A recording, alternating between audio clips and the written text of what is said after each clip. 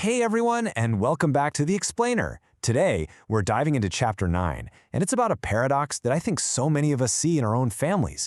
We have all this amazing technology that's supposed to bring us closer, but for our parents and grandparents, well, it often just ends up making them feel frustrated and even more alone.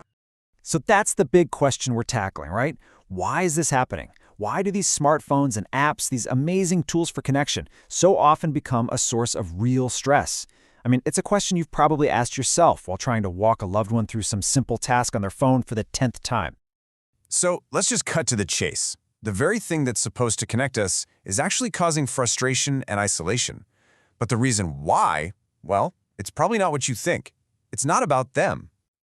To really get this, we have to be crystal clear about something. This is not about someone failing to get technology.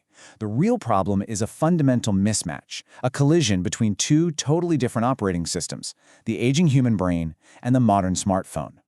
And this slide just lays it out perfectly. On one side, you have the aging brain.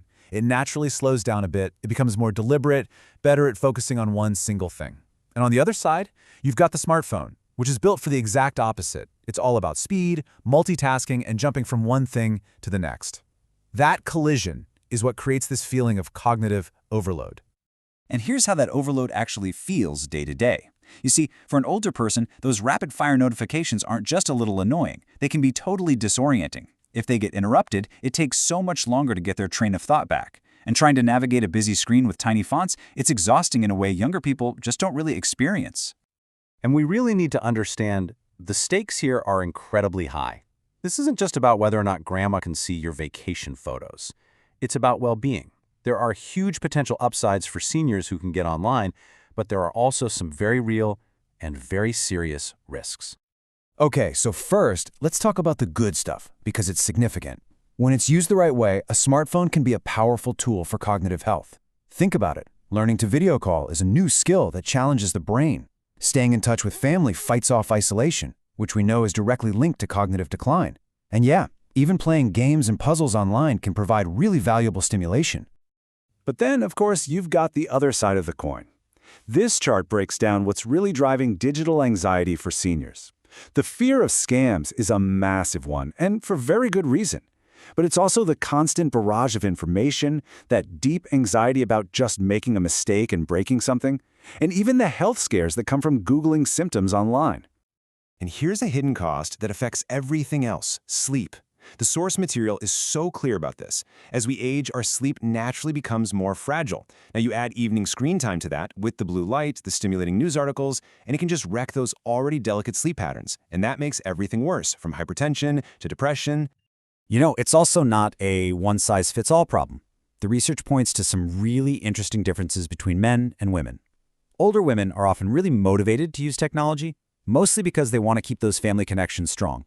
The downside? That can come with a lot of stress from feeling like they have to be available 24/7.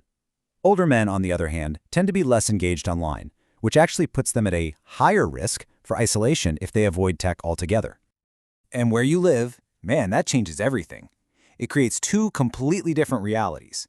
If you're a senior in a city, you have better access, sure, but that can come with more pressure and overload. But for seniors in rural areas, it's often a story of a deepening digital divide.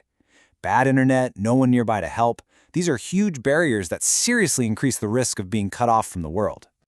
And all of this, it brings us to what I think is the single most critical point in this whole chapter. We absolutely have to reframe how we think about this problem. There's a line in the source material that it hits so hard. It says, "The frustration and shame many seniors feel about technology struggles isn't a personal failure, it's a design failure." Just let that sink in.